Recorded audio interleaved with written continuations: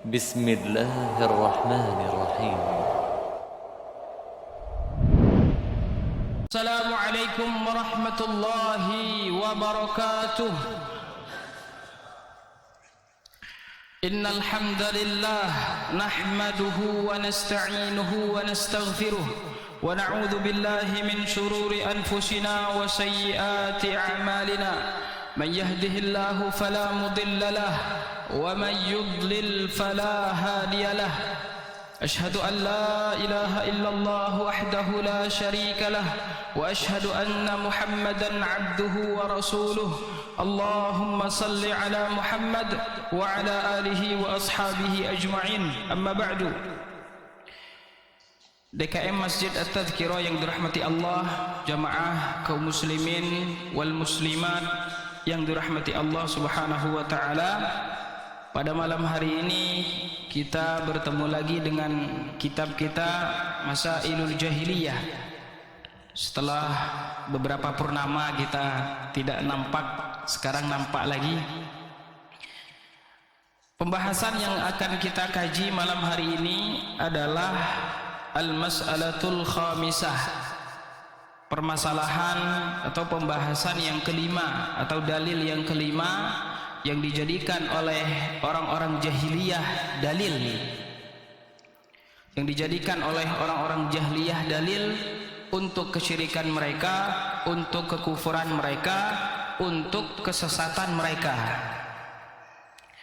Nah, dari sini Syekh Muhammad bin Abdul Wahhab rahimahullahu taala mengatakan al-mas'alatul khamisatu anna min akbari qawaidihim al-ightirar bil akthar. Kata beliau, sesungguhnya termasuk kaidah-kaidah mereka yang paling besar, artinya kaidah-kaidah mereka yang sering mereka gunakan untuk kesesatan mereka, untuk kekufuran mereka, masyarakat jahiliyah yang kufur dengan Rasulullah sallallahu alaihi wasallam, al-ightirar bil akthar. Ightirar, mereka merasa bangga dengan kebanyakan dari mereka. Mereka berdalil dengan kebanyakan dari mereka, keadaan mereka yang kufur kepada Allah Subhanahu wa taala tersebut dijadikan sebagai dalil. Dijadikan sebagai dalil untuk menolak dakwah Rasulullah sallallahu alaihi wasallam. Wa yahtajjuna bihi ala sihhati syai'. Dan mereka berdalil juga dengan kebanyakan tersebut, kebanyakan orang-orang yang seperti mereka jadikan dalil sebagai pembenar dari apa yang mereka yakini. Wa yastadilluna ala butlani syai'i bi ghurbatihi wa qillati ahlihi. Dan mereka juga berdalil untuk kebatilan sesuatu, untuk kesesatan sesuatu, untuk ketidakbenaran sesuatu, bi ghurbatihi, karena dia dianggap sesuatu yang gharib, asing, aneh, wa qillati ahlihi, dan sedikit orang yang mengikutinya. Fa atahum bi dhiddi dzalika wa wadahahu fi ghairi mawdi'in min al-Qur'an.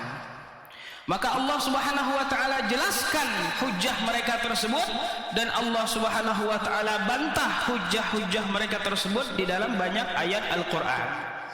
Baik Bapak Ibu yang dirahmati Allah Subhanahu wa taala, begitulah salah satu dari dalil, bahkan di sini disebutkan dalil yang di antara dalil yang paling besar yang dijadikan oleh masyarakat jahiliyah untuk mengokohkan kesesatan mereka dan untuk membantah dakwah Rasulullah sallallahu alaihi wasallam, berdalil dengan mayoritas, kebanyakan. Padahal Allah Subhanahu wa taala telah mencela kebanyakan manusia di dalam Al-Qur'an. Sesungguhnya kebanyakan manusia dalam keadaan tidak mengetahui. Di banyak ayat Allah Subhanahu wa taala berfirman, "Walakinna aktsaran nasi la ya'lamun." Akan tetapi kebanyakan manusia mereka tidak mengetahui. Jadi kebanyakan manusia banyak yang tidak mengetahui dari yang mengetahui. Dalam ayat lain, walakinna aktsarahum la ya'lamun. Kebanyakan mereka tidak mengetahui. Kemudian dalam ayat lain, walakinna aktsarahum la yashkurun. Kebanyakan manusia, walakinna aktsaran nas, dan juga walakinna aktsarahum la yashkurun. Banyak yang tidak bersyukur dari yang bersyukurnya. Banyak yang tidak benarnya dari yang benarnya. Kebanyakan manusia dicela oleh Allah Subhanahu wa taala di dalam Al-Qur'an. Walakinna aktsarahum yajhalun. Akan tetapi kebanyakan mereka yajhal, tidak mengetahui. Tayyib. Bahkan di ayat yang lain Allah Subhanahu wa taala jelaskan bahwasanya sesungguhnya walakinna aktsarakum lil haqqi karihun. Akan tetapi kebanyakan kalian terhadap kebenaran karihun, tidak senang, benci, tidak suka. Kebanyakan manusia tidak suka, tidak senang dengan kebenaran. Jadi wajar yang benar itu hanya sedikit. Yang mendapatkan petunjuk dari Allah Subhanahu wa taala hanya sedikit. Maka jangan sedih kita dengan kesedikitan kita. Jangan sedih dengan keasingan kita selama kita di dalam kebenaran. Para ulama mengatakan al-haqqu la yu'rafu birrijal. Al-haqqu la yu'rafu birrijal. Kebenaran itu tidak diketahui dengan rijalnya, dengan orangnya. Artinya manusia bukanlah patokan dari suatu kebenaran. Ini suaranya kencang banget Pak ya. Ini kedengar nggak ini? Ayo. Al-haqqu la yu'rafu birrijal. Ini kaidah Bapak Ibu yang dirahmati Allah. Kalau mau ditulis bagus, oleh-oleh pulang ke rumah ya. Al-haqqu la yu'rafu birrijal. Al-haqqu la yu'rafu birrijal. Kebenaran itu tidaklah ditentukan dari rijalnya, dari orang-orangnya. Jadi untuk mengetahui kebenaran bukan dari si fulan, si fulan, si fulan, bukan. Bukan si fulan dan si fulan yang menentukan ini benar atau tidak. Al-haqqu la yu'rafu birrijal wa innama ar-rijalu yu'rafu bil haqq. Baik. Akan tetapi justru orang-orang itu sendiri yang diukur oleh kebenaran. Kalau dia masih sesuai dengan Al-Quran dan Sunnah, maka dia benar. Kalau sudah tidak sesuai lagi dengan Al-Quran dan Sunnah, maka dia sesat. Tayyib. Bapak Ibu yang dirahmati Allah Subhanahu wa taala, dan juga di dalam ayat lain Allah Subhanahu wa taala berfirman, "Wa ma aktsarun nasi walau harasta bimu'minin." Dan engkau tidaklah bisa menjadikan mereka, kebanyakan mereka beriman kepada Allah Subhanahu wa taala walaupun engkau sungguh-sungguh. Jadi walaupun Rasulullah sallallahu alaihi wasallam sungguh-sungguh di dalam mendakwakan Islam kepada mereka, walaupun ayat ini di dalam surat Yusuf, dan juga keadaan kita sekarang, banyak mana sekarang yang hidup di dunia ini orang-orang yang beriman kepada Allah atau orang-orang yang kufur kepada Allah Subhanahu wa taala? Jawabannya adalah kebanyakan orang-orang yang kufur kepada Allah Subhanahu wa taala. Bisa kita hitung sendiri, Pak. Baik. Maka sekali lagi bukanlah patokan dari kebenaran itu kebanyakan orang, mayoritas orang, dan ini adalah hujah kebanyakan orang sekarang. Hujah dari kebanyakan orang sekarang. Dan melihat sesuatu yang sedikit ini pertanda dia tidak benar, dia diasingkan, dia dikucilkan, dia tidak diperhatikan oleh Allah Subhanahu wa taala, dia tidak dalam keadaan benar. Tayyib. Kadang kalau diceritakan, ya akhi, hada la yajuz, hada bid'ah, hada syirk. Ya akhi, ini syirik, ini bid'ah. Ente ngebid'ahin semua sekampung ini, apalagi sekarang. Padahal niat kita hanya sekedar menyampaikan hadis Rasul sallallahu alaihi wasallam, wa kullu dhalalatin finnar. Dan setiap kesesatan itu di neraka. Hadis riwayat Nasa'i. Maka ini ancaman dari Rasul sallallahu alaihi wasallam, bukan kita memvonis seseorang masuk neraka, bukan. Tapi seakan-akan digambarkan dakwah sunnah, seakan-akan digambarkan dakwah salafiyah, mereka adalah orang-orang yang memvonis neraka atau surga. Seakan-akan surga dan neraka sudah dikapling, sakapling mereka. Subhanallah. Ma hadza illa buhtanun azim. Kebohongan yang nyata dari mulut mereka. Tidak pernah kita memvonis, tetapi kita hanya menyampaikan hadis Rasul sallallahu alaihi wasallam, dan ini namanya wa'dun dan wa'id. Jadi kita bukan memvonis, tetapi orang yang melakukan ini mutawa'adun binar. Sama orang yang melakukan zina, dia diancam neraka. Orang yang mencuri diancam neraka. Orang yang membunuh diancam neraka, dan lain sebagainya. Maka begitu juga pelaku bid'ah. Tayyib. Wa in tuti aktsara man fil ardi yudilluka an sabilillah. Kata Allah Subhanahu wa taala dalam surat Al-An'am, kalau saja engkau mengikuti aktsara man fil ardi. Ayat ini sudah cukup kemudian untuk membantah hujjah mereka. Kalau saja engkau mengikuti kebanyakan manusia, yudilluka an sabilillah, mereka akan menyesatkanmu dari jalan Allah Subhanahu wa taala. Aktsaru man fil ardi, kebanyakan manusia di bumi. In yattabi'una illa dhann, mereka itu tidaklah mengikuti kecuali prasangka saja. Prasangka saja. Semua bid'ah yang di muka bumi ini, Bapak Ibu, semua kesyirikan yang di muka bumi ini, bahkan semua kekufuran, hanya berdasarkan dhann. Barangkali, bisa jadi, mungkin, tidak ada sesuatu yang pasti. Sama seperti yang Allah SWT ceritakan tentang mereka, tentang kesyirikan mereka di dalam Al-Quran. Wa ya'buduna min dunillahi ma la yadurruhum wa la yanfa'uhum wa yaquluna haula'i syafa'auna 'indallah. Allah ceritakan bagaimana prasangka mereka. Prasangka mereka yang mereka anggap ini adalah amal soleh, tetapi itu adalah ainus syirki. Ini kalau sudah emosi itu kayak gitu tuh, Pak. Udah kebliat apa dong? Kelipat udah lidah.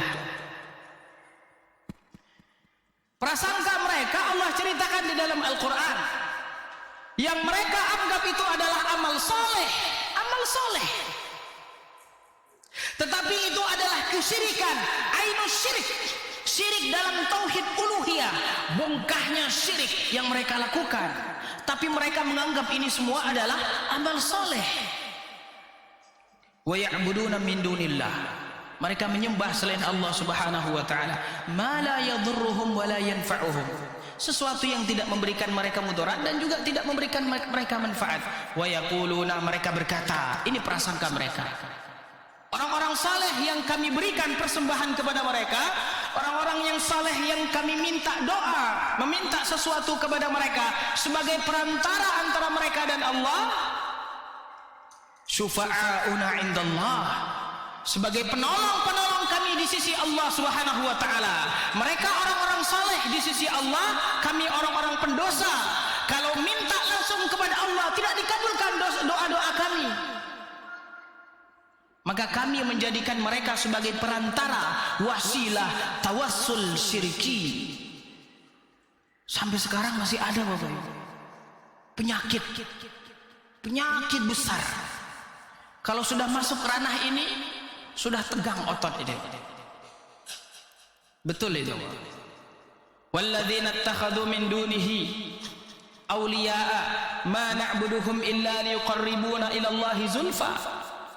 Anggapan mereka bahwasanya sesembahan mereka itu hanya untuk mendekatkan diri mereka kepada Allah Subhanahu wa taala.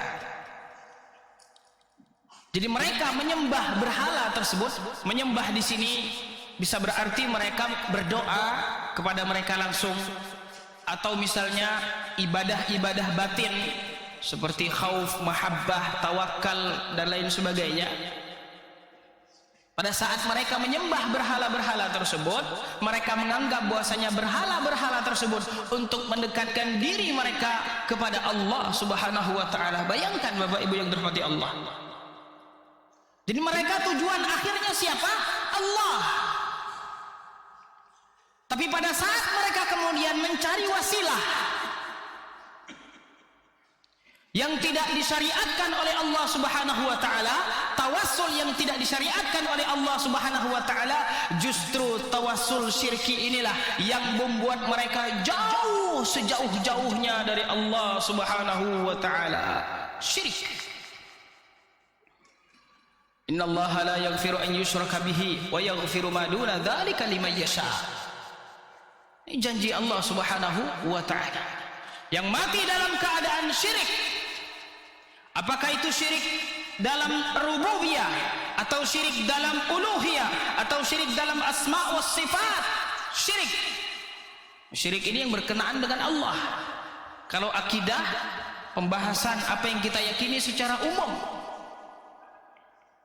Maka kalau mati dalam keadaan syirik besar, maka tempatnya di dalam neraka. Na'udzubillahi tsumma na'udzubillah, khalidan mukhallada. Ini keyakinan yang kita tidak boleh ragu-ragu. Masa sih Ustaz? Ya kan orang baik Ustaz. Sholat rajin, sedekah rajin, tuh haji berkali-kali. Ustaz aja belum haji Ustaz. Misalnya. Tayyib. Nah, apa yang ada semua tidaklah berarti di sisi Allah Subhanahu wa taala apabila dicampuri dengan kesyirikan. Sama seperti seseorang yang berada dalam keadaan suci, kemudian tiba-tiba mengeluarkan sesuatu dari belakang, maka begitulah iman yang sudah ada, amal soleh yang sudah ada, ketika kemudian dibatalkan dengan kesyirikan, syirik besar, maka semua amal ibadahnya terhapus. Yang bisa jadi mungkin dia menjadi orang yang mulia di sisi Allah sebelumnya dengan melakukan kesyirikan. 1 menit saja, atau mungkin setengah menit, dia melakukan kesyirikan kepada Allah. Baik syirik yang dilakukan di dalam batinnya, atau ucapannya, atau perbuatannya, maka ini semua cukup untuk menghapus seluruh amal ibadahnya yang dia kumpulkan bertahun-tahun, dan cukup untuk mengekalkannya di dalam api neraka. Na'udzubillahi tsumma na'udzubillah. Maka dari itu banyak sekali tahdzir tentang syirik di dalam Al-Quran dan juga hadis Nabi sallallahu alaihi wasallam. Tayyib. Maka di antara dalil masyarakat jahiliyah yang kufur kepada Allah Subhanahu wa taala, mereka berdalil dengan orang-orang terdahulu. Mereka berdalil dengan orang-orang terdahulu yang kemudian mereka meyakini bahwasanya kakek nenek moyang mereka dulu melakukan hal yang sama seperti yang kami lakukan, dan kami sebelumnya tidak pernah mendengar kakek nenek moyang kami dulu ngomong syirik tauhid, tidak pernah. Tayyib. Maka apakah kemudian kakek nenek moyang kita dulu, kita anggaplah mereka misalnya, tayyib, misalnya mereka tidak pernah kemudian menjelaskan kesyirikan, misalnya menjelaskan ketauhidan dan mengatakan ini syirik, dan untuk kita harus menyembah Allah Subhanahu wa taala. Kalaupun kakek Anda tidak mendapatkan hidayah dulunya, maka apakah kemudian tidak boleh Anda mendapatkan hidayah? Jadi menganggap bahwasanya kalau seandainya apa yang disampaikan oleh Rasulullah sallallahu alaihi wasallam itu baik, maka pasti. Nah ini kan persangkaan mereka saja, akal mereka saja, maka pasti sudah diketahui oleh kakek nenek moyang kita dahulu.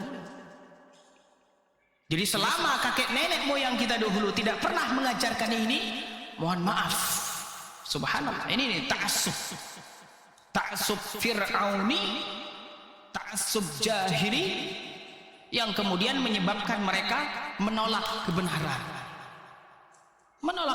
subhanallah. Tayyib. Nah, ini Bapak Ibu yang dirahmati Allah, jadi dalil yang kelima yang mereka jadikan sebagai hujjah bahwasanya mereka berdalil dengan kebanyakan orang.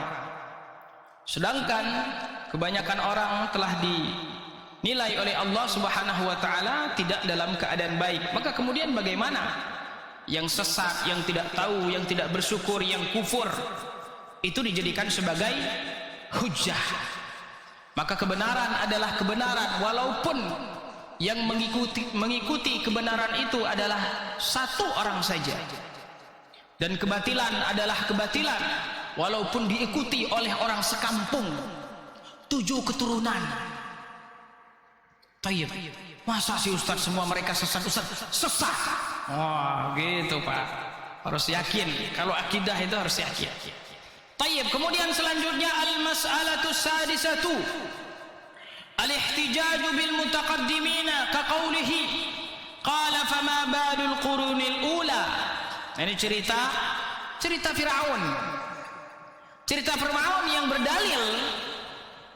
berdalil ketika dinasihati, ketika didakwahi oleh Nabi Musa alaihissalam. Firaun berdalil, maka raja-raja Mesir sebelum kami dulu bagaimana keadaannya Musa? Kakek nenek moyang kami dulu bagaimana keadaannya Musa? Apa yang kau datangkan ini adalah sesuatu yang baru. Firaun cerdas. Fama balul qurunil ula. Anda mengatakan begini dan begini. Coba lihat orang-orang sebelum kami dulu, bagaimana iman mereka, bagaimana akidah mereka. Maka dari ini tadi dikatakan oleh kita tadi ta'assub Fir'auni. Ta'assub kepada orang-orang terdahulu. Kemudian di dalam surat Al-Mu'minun ayat 24 firman Allah Subhanahu wa taala, "Ma sami'na bihadza fi aba'ina al-awwalin." Ini cerita tentang kaum Nabi Nuh alaihi salam. Mereka yang menolak dakwah Nabi Nuh alaihi salam juga berdalil dengan hal yang sama. Berdalil dengan al-ihtijaju bil mutaqaddimin. Berdalil dengan orang-orang terdahulu.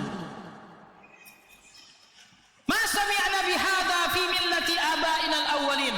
Kami belum pernah dengar Nuh, belum pernah dengar dakwah semacam ini dari ayah, dari kakek, dari buyut kami dulu tidak pernah mendakwahkan apa yang Anda sampaikan. Ya, apa namanya? Zon yang mereka jadikan sebagai dalil untuk menolak kebenaran yang dibawa oleh Nabi Nuh alaihi salam. Baik. Kemudian Bapak Ibu yang dirahmati Allah, karena ini berkaitan maka kita jelaskan satu bab di sini ya. Al-mas'alatul khamisah sampai al-mas'alatul tsaminah. Ini mirip-mirip. Berdalil dengan kebanyakan, berdalil dengan orang-orang terdahulu. Kemudian al-mas'alatus sabi'ah, berdalil dengan orang-orang kuat, orang-orang kaya, orang-orang makmur, orang-orang senang. Agama orang-orang makmur, agama orang-orang kaya, agama orang-orang senang. Dan juga mereka berdalil akan kebatilan sesuatu karena kebenaran tersebut diikuti oleh orang-orang yang lemah, diikuti oleh orang-orang yang miskin. Maka ini menunjukkan bahwa ini sesuatu yang tidak berarti.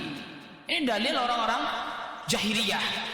Maka al-mas'alatu sabi'ah al-istidlalu biqaumin u'tu quwa fil afhami wal a'mali wa fil mulki wal mali wal jahi faraddallahu dzalika biqaulihi ta'ala.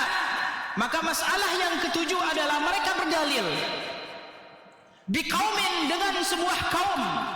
U'tu, mereka diberikan kepahaman, diberikan kecerdasan.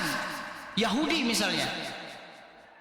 Wal a'mali, diberikan kekuatan, diberikan tenaga, diberikan kemampuan. Kaum Ad, kaum Samud. Wa fil mulki Fir'aun, wal mali Qarun, wal jahi Haman dan lain sebagainya. Faraddallahu dzalika biqaulih, maka kemudian dibantah oleh Allah Subhanahu wa taala dengan firman-Nya, walaqad makkannakum fima immakkannakum fih. Allah membantah orang-orang kafir Quraisy yang berdalil bahwasannya orang-orang yang mengikuti Nabi Muhammad adalah orang-orang yang lemah, orang-orang fakir, budak-budak, sedangkan orang-orang yang dianggap musyrik oleh Rasulullah SAW adalah orang-orang kaya. Abu Jahal, Abu Lahab, orang-orang terpandang, Muwirah dan lain sebagainya. Maka Allah bantah di sini, walaqad makkannahum fima immakkannakum fi. Sesungguhnya Allah Subhanahu wa taala telah memberikan kekuatan, harta kepada kaum-kaum terdahulu yang kemudian mereka dibinasakan oleh Allah Subhanahu wa taala, yang menunjukkan bahwasanya mereka adalah kaum-kaum yang sesat. Mereka orang-orang yang kuat, orang-orang yang memiliki kemahiran, kecerdasan dan lain sebagainya. Fir'aun, Qarun, Haman, kaum Ad, kaum Tsamud, kaum Syuaib, Saba dan lain sebagainya.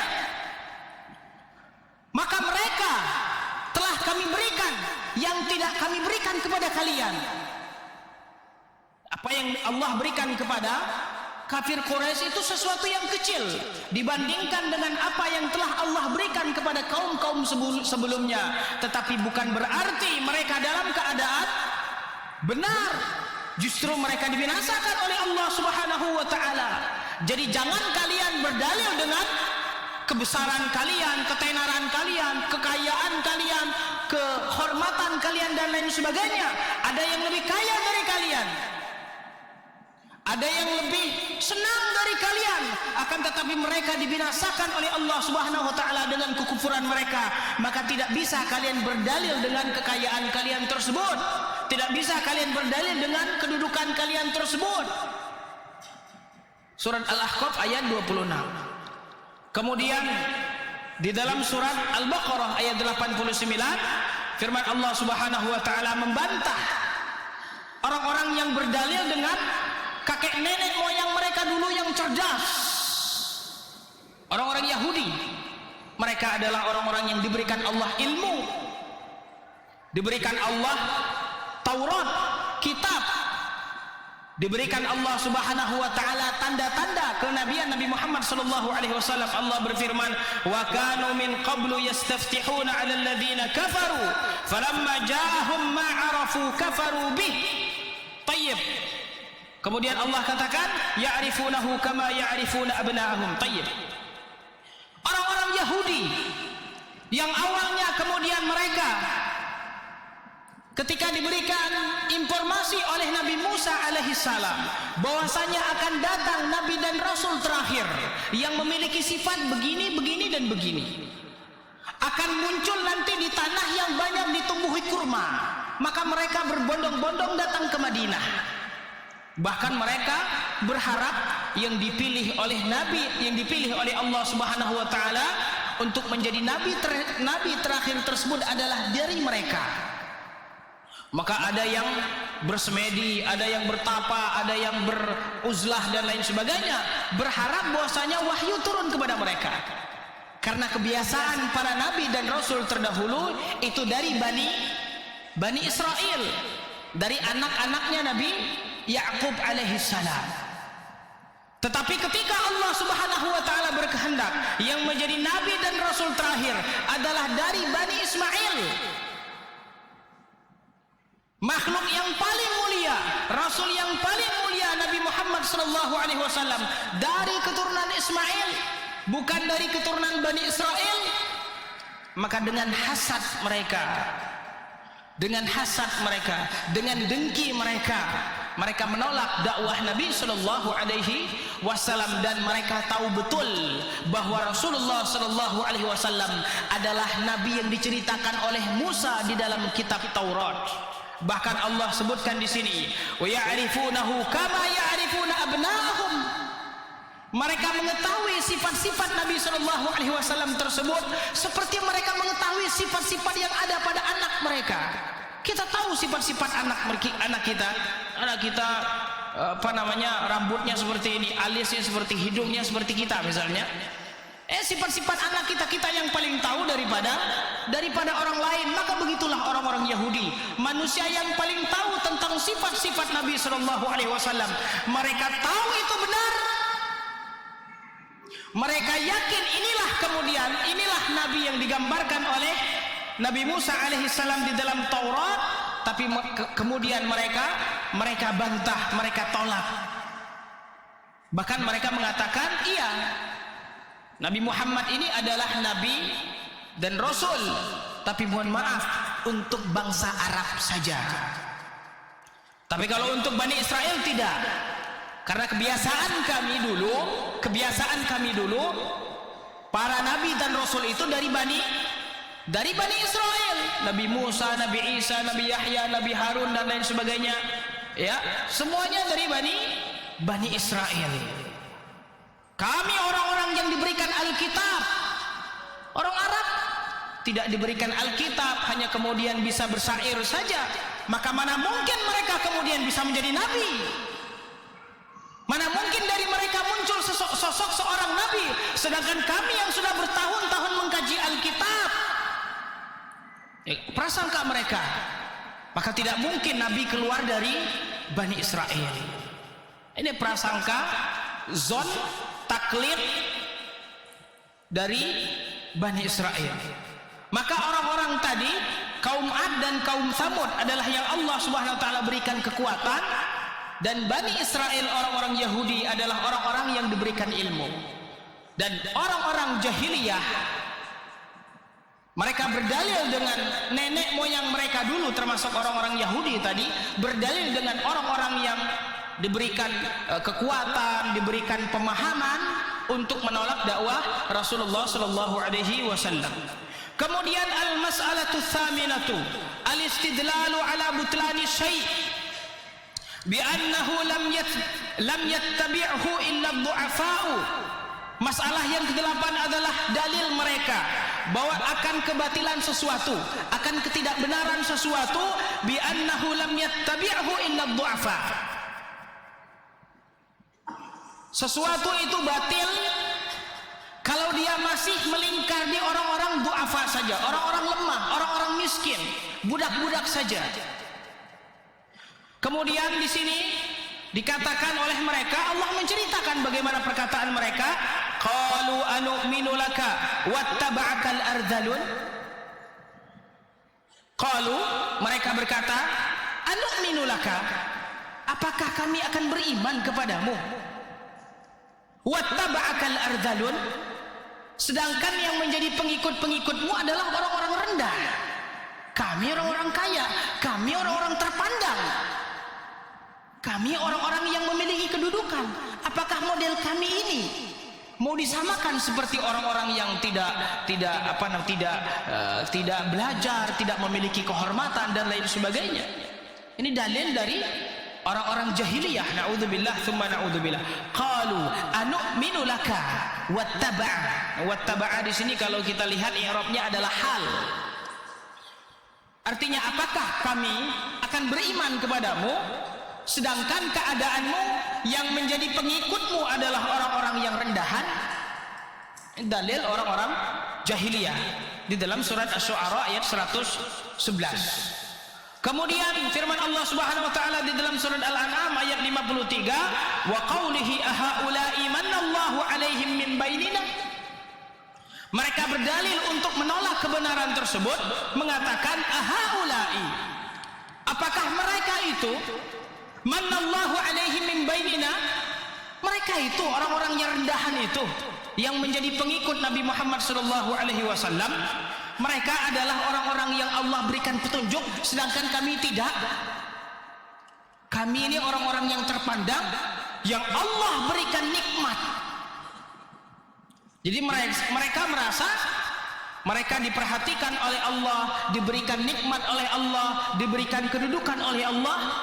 Maka bagaimana Allah tidak, mustahil Allah tidak memberikan hidayah kepada kami, kemudian memberikan hidayah kepada orang-orang yang rendahan tersebut.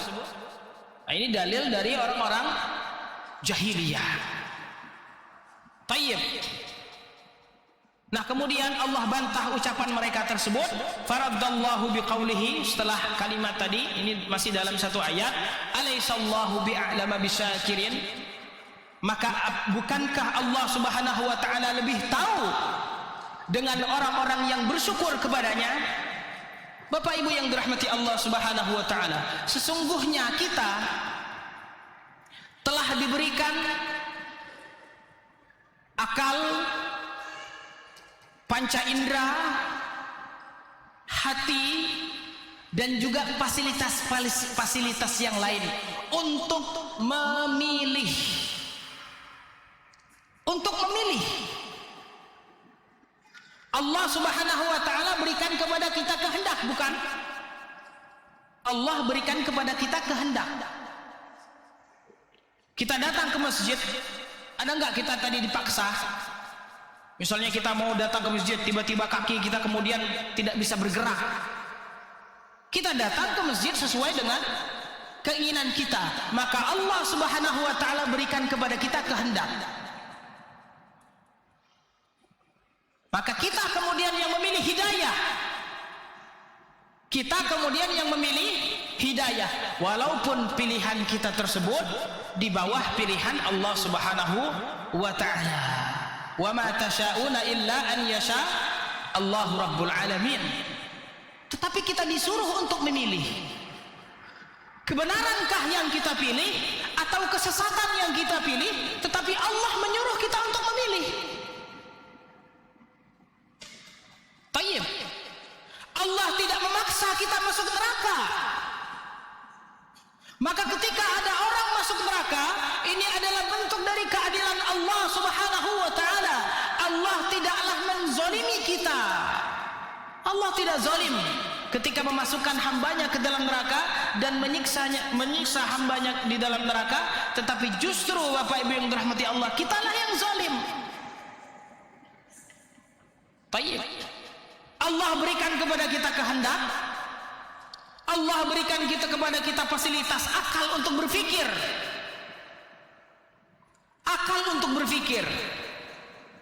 hati kemudian untuk meyakini, untuk menentukan, fasilitas jawarih agar kita bisa melihat hidayah tersebut.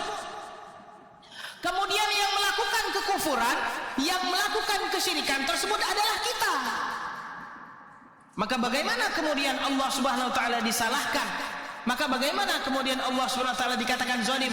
Justru kita sendiri yang zalim. Maka pada saat seseorang disiksa oleh Allah Subhanahu wa taala, maka ini adalah bentuk keadilan Allah Subhanahu wa taala. Karena perbuatan Allah Subhanahu wa taala kepada kita bainal adli wal ihsan. Bainal adli wal ihsan. Kalau Allah hukum orang-orang yang zalim, maka ini adalah keadilannya.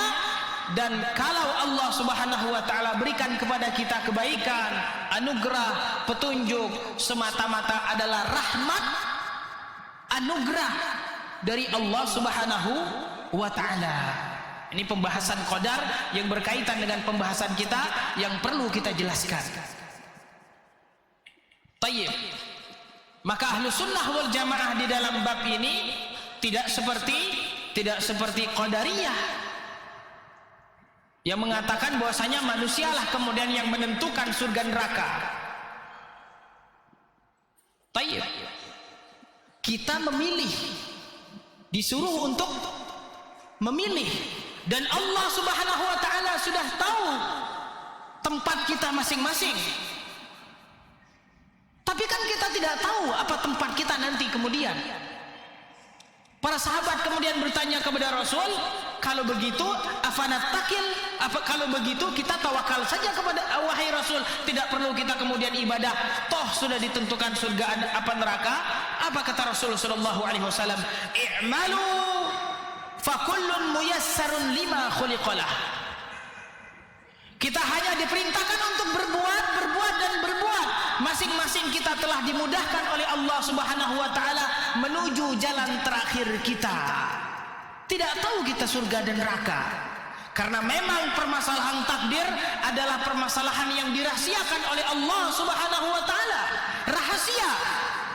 Tidak boleh kemudian kita dalami takdir dari Allah. Tidak boleh kita dalami takdir dari Allah Subhanahu wa taala. Cukup kita beriman bahwasanya segala sesuatu telah ditakdirkan oleh Allah Subhanahu wa taala. Allah telah mengetahui sesuatu tersebut. Allah yang menciptakan sesuatu tersebut dan sesuatu tersebut terjadi atas kehendak Allah Subhanahu wa taala. I'malu fakullun muyassarun lima khuliqalah. Maka tidak boleh kemudian kita mengatakan apa? Allah Subhanahu wa taala zalim karena telah memasukkan ke dalam neraka. Sesungguhnya ini adalah bentuk dari keadilan dari Allah Subhanahu wa taala. Allah telah berikan kepada kita fasilitas. Allah telah turunkan kepada kita Rasul. Allah telah turunkan kepada kita Al-Quran. Allah telah bangkitkan di sisi kita ada seorang Rasul. Kalau Allah Subhanahu wa taala tidak menurunkan Rasul, tidak menurunkan Al-Quran, tiba-tiba kemudian seorang hamba disiksa, baru itu zalim.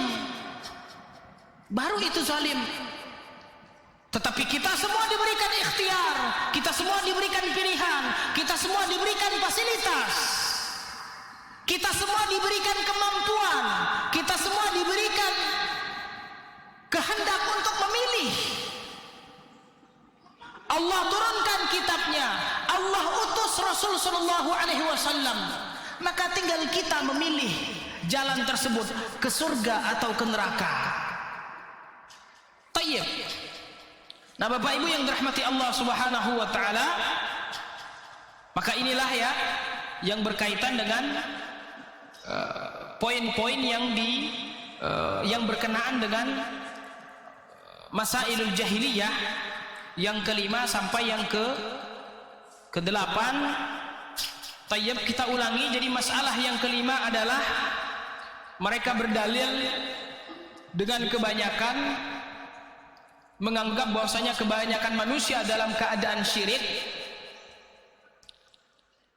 sedangkan Rasulullah sallallahu alaihi wasallam hanya satu saja yang mendakwahkan tauhid. Maka ini menunjukkan bahwasanya apa yang disampaikan tersebut sesuatu yang ya tidak benar. Masa sih kebanyakan manusia tersebut sesat? Kalau mereka mati masuk neraka, kemudian hanya satu saja yang benar. Ini adalah dalil mereka, dan kita tidak heran kalau di dalam satu kampung hanya satu saja yang mengikuti sunnah Rasul, bertauhid dengan sebenar-benarnya, dan yang lainnya tidak demikian. Maka kita tidak heran di hari kiamat yang datang bersama Rasul, ada segerombolan yang datang bersama Rasul. Bahkan ada Rasul yang datang nanti di hari kiamat yang hanya memiliki pengikut 1 dan 2 orang saja. Rasul, Nabi, berdakwah bertahun-tahun, yang menjadi pengikutnya hanya 1 dan 2 saja. Maka tidak heran kita. Hadis dalam Sahih Muslim, Rasulullah SAW bersabda, "Bada al-Islamu ghariba." Islam datang dalam keadaan aneh. Rasul sallallahu alaihi wasallam sendirian berdakwah, mengajak untuk menyembah Allah saja. Sedangkan adat istiadat orang-orang kafir Quraisy menyembah banyak Tuhan. Tidak masalah, semakin banyak semakin bagus. Kami juga kan menyembah Allah katanya. Kami menyembah Allah dan menyembah berhala-berhala itu juga. Kami tidak kufur kepada Allah. Kami meyakini Allah SWT pencipta, pemilik dan pengatur segala sesuatu. Kami yakini itu Muhammad. Bahkan mereka mengajak kompromi dengan Rasul sallallahu alaihi wasallam, tapi Rasul tetap mengatakan apa? Qulu la ilaha illallah tuflihu. Tetap mengatakan la ilaha illallah, tidak ada Tuhan yang berhak disembah kecuali Allah. Tuhan-tuhan kalian yang kalian sembah adalah Tuhan-tuhan batil, tidak berhak diberikan persembahan. Aneh. Dulu nggak pernah. Kakek nenek moyang mereka dulu mengatakan demikian. Aneh. Bada al-Islamu ghariba. Rasul di Mekah sendirian, diikuti oleh beberapa orang, diantaranya budak. Wa sayaudu ghariban, dan akan kembali dalam keadaan aneh. Akan kembali dalam keadaan aneh. Semakin kita berpegang kepada sunnah Rasul sallallahu alaihi wasallam, semakin berpegang kita kepada agama dan pemahaman para sahabat, semakin itu juga orang menganggap kita aneh.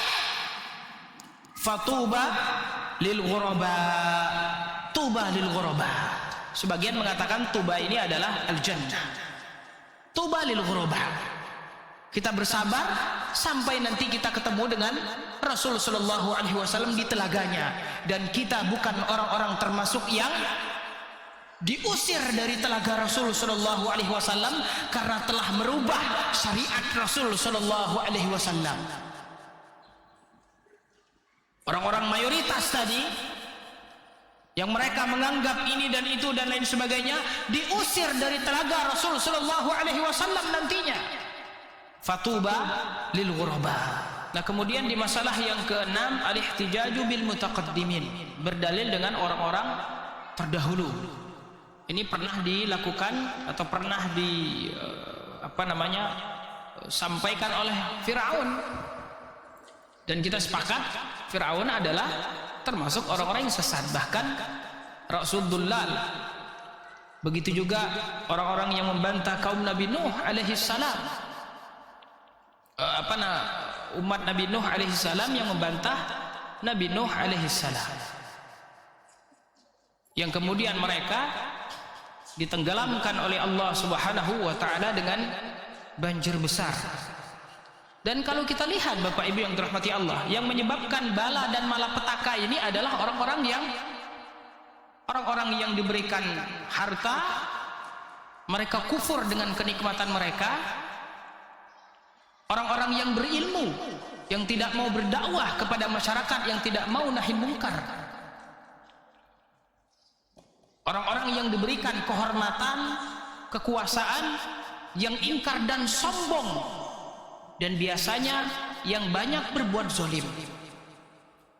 Dan kalau kita lihat, banyak dari musibah dan malapetaka ini akibat mereka. Baik. Kaum Nabi Nuh alaihi salam yang ditenggelamkan oleh Allah Subhanahu wa taala. Kaum Ad yang diazab oleh Allah Subhanahu wa taala dengan angin yang dingin. Wa amma 'adun fa ahliku birihin sarsarin atiyah. Diutus angin yang dingin 7 hari 7 malam. Tidak ada yang tersisa dari mereka, diazab oleh Allah Subhanahu wa taala. Kaum Saleh, kaumnya Nabi Saleh, kaum Tsamud, fa akhadathumur rajfatu rajfah, gempa, fa asbahu fi darihim jathimin. Dibuat gempa oleh Allah Subhanahu wa taala dan juga suara dari langit. Kemudian mereka mati seperti mayat-mayat yang bergelimpangan. Mati menjadi mayat-mayat yang bergelimpangan. Ini gempa. Baik. Begitu juga kaum Syuaib diazab seperti kaum Tsamud. Diazab Allah dengan gempa. Tapi di sini saya bukan berarti mengatakan di negara kita atau di Cianjur itu karena memang azab ini ya Bapak Ibu yang dirahmati Allah sesuai dengan keadaan kita masing-masing. Kalau itu menimpa orang soleh, maka Allah Subhanahu wa taala ingin membersihkannya. Allah ingin bertemu dengannya dalam keadaan bersih dari dosa-dosa. Kalau itu pelaku maksiat ya seperti kita ini ya, teguran dari Allah Subhanahu wa taala. Barangkali ayat Al-Quran belum masuk ke hati kita, masih tersumbat mungkin di telinga kita, masih ada sesuatu yang menahan hidayah tersebut masuk ke dalam hati kita. Kemudian yang terjadilah. Mungkin hanya itu yang bisa memberikan nasihat kepada kita. Pelaku maksiat yang sudah berkali-kali dinasihati, pelaku kekufuran, kesyirikan yang sudah didakwahi, maka sungguh ini adalah azab dan juga pelajaran bagi kita semua. Maka tergantung dengan keadaan kita masing-masing. Tetapi secara umum tidak ada musibah kecuali atas dosa-dosa yang kita lakukan. Allah Subhanahu wa taala berfirman, "Wa ma asabakum min musibatin fabima kasabat aydikum." Sesungguhnya tidaklah kalian tertimpa musibah fabima kasabat aydikum, kecuali atas perbuatan kalian sendiri. Wa ya'fu an katsir. Allah Subhanahu wa taala sudah banyak menghapus, memberikan ampunan kepada kita atas dosa-dosa dan perbuatan kita. Kalau saja Allah Subhanahu wa taala ingin kemudian membalas setiap dosa yang kita lakukan, maka tidak ada yang tersisa makhluk di muka bumi ini. Kita bersyukur masih mendapatkan ampunan dari Allah Subhanahu wa taala. Tayyib. Maka kaum Nabi Nuh dan juga Firaun di sini yang berdalil dengan orang-orang terdahulu untuk kesesatan masyarakat mereka, kekufuran mereka, kesyirikan mereka, apa yang terjadi dengan mereka? Orang-orang yang kuat, orang-orang kaya, orang-orang yang punya kekuasaan, dan sekali lagi mereka inilah yang menjadi penyebab turunnya musibah dan malapetaka. Maka jangan jadi orang kaya. Benar gak? Tidak demikian juga. Ya, kita butuh orang-orang kaya seperti Abdurrahman bin Auf, seperti Abu Bakar As-Siddiq. Kita butuh orang-orang yang memiliki kekuasaan seperti siapa? Seperti Khulafa Ar-Rasyidin, seperti Umar dan lain sebagainya. Al-mas'alatu sabi'ah al-istidlalu biqaumin u'tu quwan fil afhami wal a'mal wa fil mulki wal mali wal jah. Jangan sekali-kali kita berdalil si fulan doktor, Ustaz baru S1, itu aja 7 tahun belum tamat-tamat. Si fulan profesor, Ustaz. Profesor itu kalau kita ngajar di kampus itu, ya kemungkinan 10 tahun baru kita jadi guru besar. Itu pun kalau rutin. Ya, Tridharma perguruan tinggi, ngajar, ngabdi dan neliti, baru jadi profesor. Profesor ini, Ustaz, ya, profesor lagi, profesor akidah falsafat. Wes, iya kan? Profesor itu kan orang yang punya apa? Otoritas. Punya otoritas, Ustaz. Ustaz, cowok panggilan. Saya dipanggil sana sini masuk. Tayyib. Hati-hati kita Bapak Ibu yang dirahmati Allah Subhanahu wa taala. Kadang kita berdalil dengan si fulan yang Allah berikan kebahagiaan, kesenangan, kemewahan, kekuasaan. Tayyib. Allah berikan itu semua. Masa Allah tidak berikan hadiah? Berikan hidayah? Tayyib, hati-hati kita Bapak Ibu yang dirahmati Allah. Kita berdalil dengan orang-orang yang disebutkan di sini. Berdalil dengan orang-orang yang diberikan kekuatan, diberikan kecerdasan. Cerdas, Ustaz. Kalau ngapal itu Al-Quran itu 1 bulan hafal. Tayyib. Masa orang-orang yang cerdas kayak gini mereka Ustaz katakan pelaku bid'ah? Tayyib. Nah, ini masalah yang ke-7. Kemudian masalah yang ke-8, al-istidlalu ala butlani syai' bi annahu lam yattabi'hu illa ad-du'afa. Berdalil dengan untuk menolak kebenaran tadi, berdalil bahwasannya yang mengikuti kebenaran tersebut adalah orang-orang yang lemah, sedangkan yang dianggap yang kalian anggap sesat tadi adalah orang-orang yang terpandang. Yang mengikuti kebenaran hanya ya orang-orang yang biasa saja, nggak muncul di TV, ya kan, nggak muncul di koran, yang titel-titelnya biasa-biasa saja. Tayyib. Maka ini adalah salah satu juga dari dalil orang-orang jahiliyah. Maka kebenaran adalah yang telah disampaikan oleh Rasulullah SAW dan para sahabatnya, walaupun di kampung tersebut tidak ada yang mengikutinya. agama Allah Subhanahu wa taala tetap terjaga, syariat Allah Subhanahu wa taala tetap akan kekal sampai hari kiamat, tetapi tidak menjamin ada di kampung Anda. Bisa jadi tidak di kampung Anda, tetapi pasti akan tetap ada di muka bumi ini.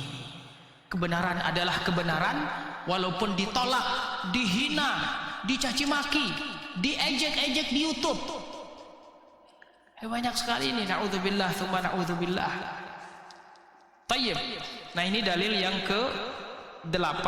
Semoga Allah Subhanahu wa taala jauhkan dari sifat-sifat jahiliyah ini, dan semoga Allah Subhanahu wa taala tambahkan pemahaman kita, keyakinan kita, dan keistiqomahan kita memegang agama Allah Subhanahu wa taala, sunnah Rasul sallallahu alaihi wasallam ilal mamat. Walhamdulillahi rabbil alamin. Kalau ada pertanyaan silakan, kalau tidak ada kita subhanakallahumma rabbana wa bihamdika. Ada? Tidak ada ya? Lanjut aja ya. Tidak ada pertanyaan ya? Oh, ada.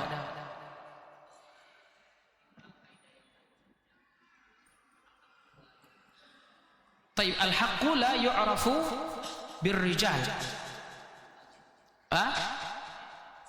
Al-haqqu wa innamar rijalu yu'rafu bil haqq. Wa innamar rijalu yu'rafu bil haqq. Tayyib. Jadi al-haqqu la yu'rafu birrijal. Kebenaran itu bukan dilihat dari siapa yang berbicara. Tayyib. Jadi karena yang berbicara misalnya si fulan dan si fulan, profesor ini, doktor ini, kemudian sudah pasti benar. Justru si fulan ini yang ditimbang oleh kebenaran tadi. Kalau yang dia omongan, yang dia bicarakan itu benar, berarti dia orang benar. Tapi kalau yang dibicarakan itu salah, berarti dia orang salah. Jadi tidak melihat si fulan yang berbicara, tapi dilihat dari kebenaran yang dia bicarakan. Jadi untuk mengetahui oh ini benar, tidak melihat siapa yang ada di kelompok tersebut. Oh, yang di kelompok tersebut ini sepulan-sepulan yang sudah terkenal, yang sudah punya keramat ini, keramat itu. Oh, berarti ini yang benar. Nah, ini berarti bertentangan dengan kaidah. Berarti dia melihat kebenaran itu dari rijalnya, dari orangnya. Nah, tidak demikian. Justru orang-orang itulah yang harus ditimbang dengan kebenaran.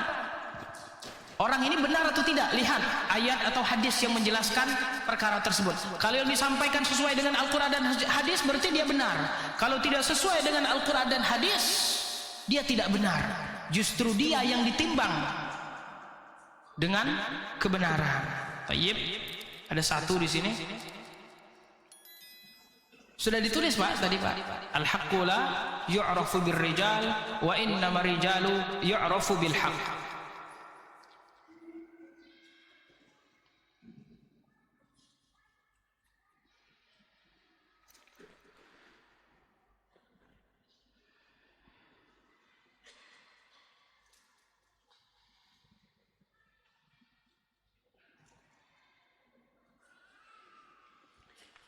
Tayyib. Bapak Ibu yang dirahmati Allah Subhanahu wa taala, di sini ada pertanyaan. Di tempat kami ada kajian ilmiah dari DKM membolehkan menyampaikan apa adanya, dari DKM membolehkan menyampaikan apa adanya, akan tetapi saat membahas syirik dan bid'ah tidak boleh mengangkat amalan menyimpang di masyarakat karena dibilang meruntuhkan silaturahmi. Dan bisa saja kajian tidak dapat bertempat di masjid, tidak dapat tempat di masjid karena memang DKM belum bermanhaj salaf. Bagaimanakah yang harus kami lakukan? Tayyib, Bapak Ibu yang dirahmati Allah Subhanahu wa taala, pertama, setelah kita memiliki ilmu pastinya, baru kemudian kita turun ke dunia dakwah. Al-ilmu qabla al-qawli wal amal.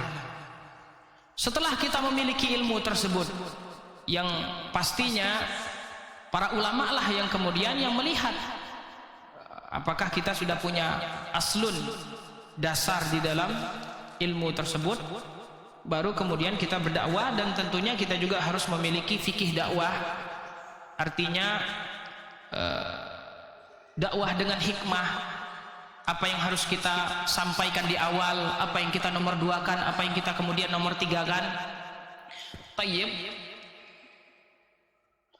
Dakwah tentunya dengan akhlak.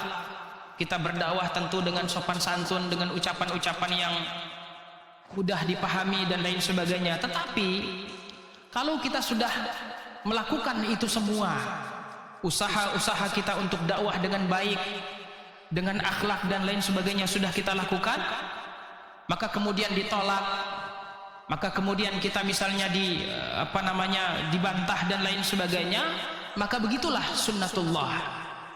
Rasul sallallahu alaihi wasallam kurang lembut apanya, kurang bil hikmah apanya, kurang senyum apanya dan lain sebagainya, tapi tetap saja kalau sudah ngomong syirik, kalau sudah ngomong bid'ah, gak ada yang senang, Pak. Gak ada yang senang. Tayyib. Maka wallahu alam, tetap harus kita sampaikan kesyirikan dan juga kebid'ahan. Tayyib. Tetapi tentunya ya melihat bagaimana kemaslahatan kita di situ. Artinya jangan sampai nanti apa yang kita sampaikan tersebut hasilnya mudaratnya lebih besar daripada maksud yang ingin kita sampaikan. Tayyib. Jangan sampai menimbulkan mudarat untuk kita dan juga untuk jamaah-jamaah lainnya. Tetapi yang namanya kebenaran tetap harus kita sampaikan. Cuma caranya, tahapannya tentu yang harus kita perhatikan. Tayyib.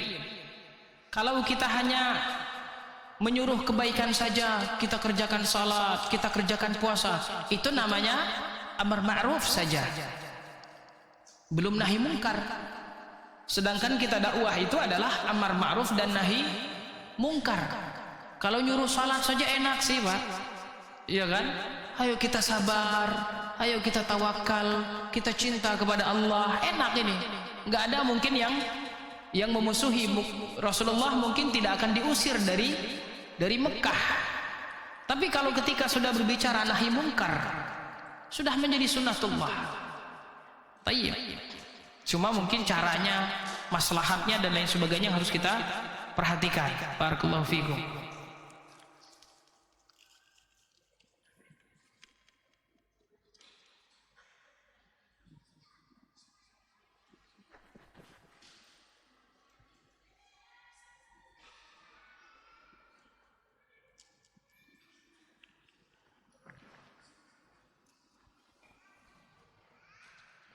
Tayyib. Ini pertanyaan yang berkenaan dengan LGBT dan sejenisnya ya. Tayyib. Kaum Nabi Lut alaihi salam, wa ja'alna 'aliyaha safilaha wa amtarna 'alaihim hijaratan min sijil. Allah azab mereka kaum Nabi Lut alaihi salam dengan dibalikkan. Wa amtarna alaihim, dan kami hujani mereka dengan batu yang panas. Maka ulama sepakat bahwasanya mereka yang pelaku tersebut, maka hukumannya ini kalau kita berbicara tentang hukum Islam ya, maka mereka harus dihukum hukum mati. Bahkan kalau berbicara misalnya kalau seandainya ada manusia dengan binatang pun, maka binatang itu juga harus dibunuh juga. Tayyib. Cuma para ulama berbeda pendapat bagaimana cara menerapkan hukuman baginya. Berbeda pendapat cara menerapkan hukuman baginya. Tayyib. Tentu di akhirat mendapatkan azab yang pedih. Na'udzubillah tsumma na'udzubillah. Tayyib.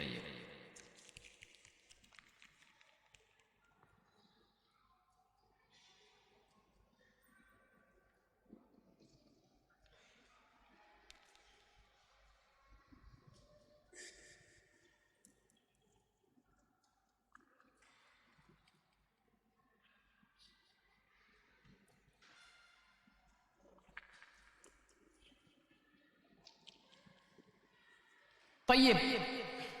Ini pertanyaan nomor 1 ini.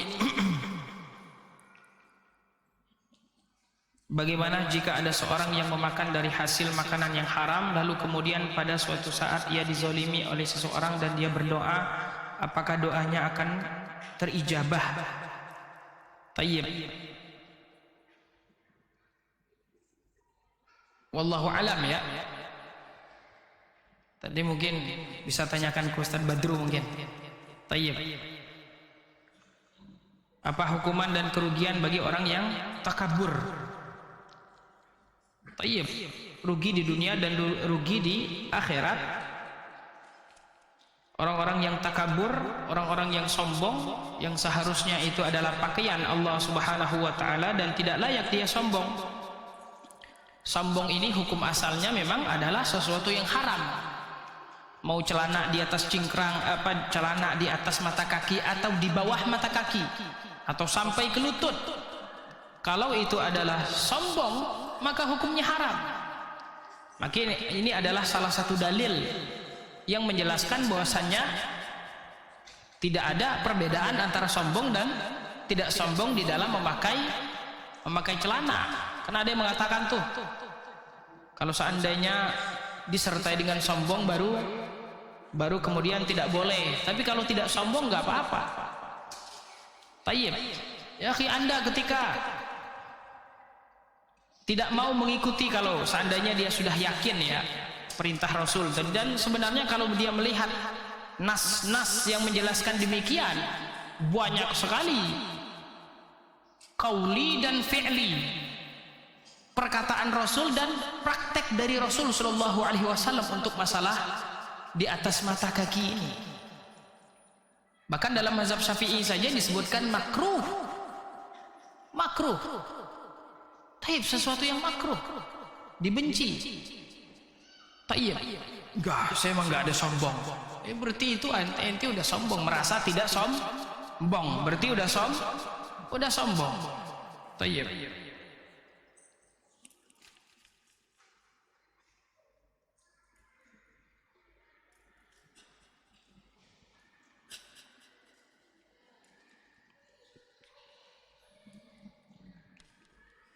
Tayyib. Agar kita terhindar dari kesyirikan, Bapak Ibu yang dirahmati Allah, kita harus belajar tauhid sesuai dengan kurikulumnya. Jadi kita bukan hanya sekedar hadir di kajian tauhid, tetapi kita harus belajar sesuai dengan kurikulumnya. Artinya bab-bab yang penting itu apa sudah kita lewati atau belum? Tayyib. Karena kalau kita merasa nanti saya kan sudah belajar tauhid, padahal baru sebagian bab saja yang Anda pelajari, wajar Anda masih jatuh pada kesyirikan karena belum khatam belajarnya. Misalnya dia memulai dengan usul salasah terlebih dahulu. Nah ini penting, usul salasah, man rabbuka, ma dinuka, wa man nabiyuka.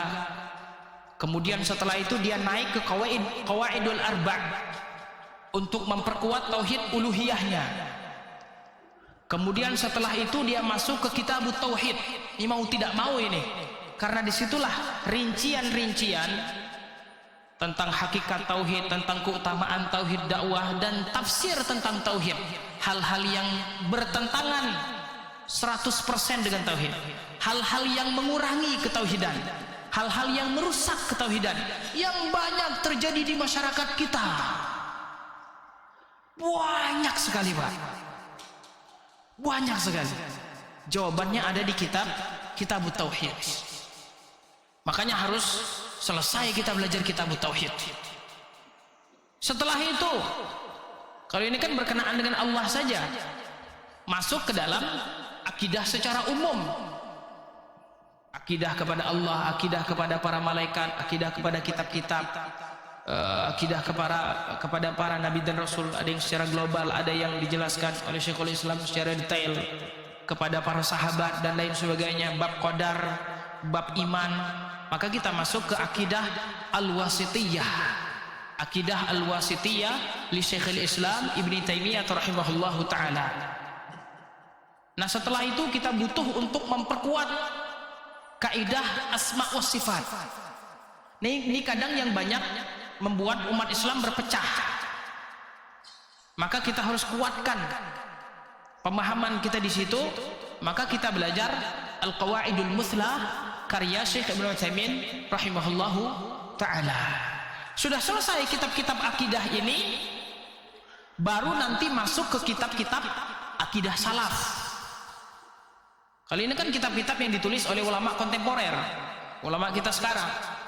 Tetapi kan kita pengen mempelajari Al-Quran dan Sunnah sesuai dengan pemahaman salaful ummah dalam bab akidah, dalam bab fikih, dan juga dalam bab akhlak. Tetapi kita bagaimana tahu bahwasanya itu adalah perkataan ulama salaf? Maka kita langsung masuk ke kitab-kitab salaf yang berkenaan dengan akidah. Di situ misalnya kitab Syarhu Usul Al-I'tiqad, I'tiqadi Ahli Sunnati wal Jamaah, punya Imam Al-Lalakai. Syarhu Usul I'tiqad Ahli Sunnah wal Jamaah. Tayyib, ini kitab-kitab haddatsana ini asli kitab salaf. Tayyib. Ini kalau diperlihatkan kepada jin aja, jin lari ini pontang-panting. Jin-jin yang melakukan bid'ah ini akidah salaf ini. Tayyib. Ini misalnya saja Pak ya. Artinya mereka tidak punya hujah lagi untuk membantah. Karena ini ulama-ulama salaf, ulama-ulama terdahulu yang mereka sendiri merujuk kepada ulama-ulama tersebut. Tayyib. Ya, kemudian setelah itu Asy-Syari'ah punya Imam Al-Ajurri. Qala haddatsana. Kemudian juga Al-Ibanah punya Ibnu Battah, Ibanah Sughra dan Ibanah Kubra. Kemudian juga kitab-kitab sunnah di situ banyak sekali ya. Usul Sunnah punya Imam Ahmad, Syarh Sunnah punya Imam Al-Barbahari, kemudian juga Syarh Sunnah punya Al-Muzani. Kemudian juga As-Sunnah punya Abu Bakar Al-Humaidi, banyak sekali, punya Tabari dan lain sebagainya, banyak sekali, Ibnu Abi Asim dan lain sebagainya. Nah, baru kemudian kita lega, oh akidah saya sudah sesuai dengan akidah salaf. Kalau kita sudah belajar, tapi kita jadikan kitab-kitab tadi sebagai tangga kita untuk sampai ke sana. Jangan langsung ke kitab-kitab itu. Kalau langsung ke kitab-kitab itu, apalagi tanpa guru, nanti kita bingung sendiri. Ya, berada di hutan, tidak tahu kita di planet mana. Kalau kita langsung ke kitab-kitab besar, tayyib. Jadi harus ada mukaddimahnya terlebih dahulu. Nah, seperti itu, Bapak, Ibu, insya Allah agar kita selamat dari kesyirikan dan kebid'ahan. Dan orang tua yang dulu telah melakukan kesyirikan, kita berdoa kepada Allah agar kesyirikan tersebut bukan syirik besar. Agar kesyirikan tersebut bukan syirik besar, dan mudah-mudahan kita juga berdoa dia bukan termasuk musyrik, tetapi termasuk orang-orang yang diberikan uzur oleh Allah Subhanahu wa ta'ala. Karena tidak semua orang yang melakukan kesyirikan kita cap dia musyrik. Ada syarat-syaratnya dulu terlebih dahulu yang harus terpenuhi, baru kita katakan musyrik. Tayyib. Tidak semua orang yang melakukan kekufuran kita cap dia kafir. Harus terpenuhi dulu syarat-syaratnya, dan tentu yang menentukannya adalah para ulama. Kecuali misalnya yang sudah jelas-jelas ada orang lempar Al-Quran, udah itu udah nggak perlu nanya para ulama lagi, itu udah jelas. Tayyib, Bapak Ibu yang dirahmati Allah, demikian yang bisa kita sampaikan. Jazakumullahu khairan walhamdulillahi rabbil alamin. Subhanakallahumma rabbana wa bihamdika asyhadu an la ilaha illa anta astaghfiruka wa atubu ilaik. Assalamualaikum warahmatullahi wabarakatuh.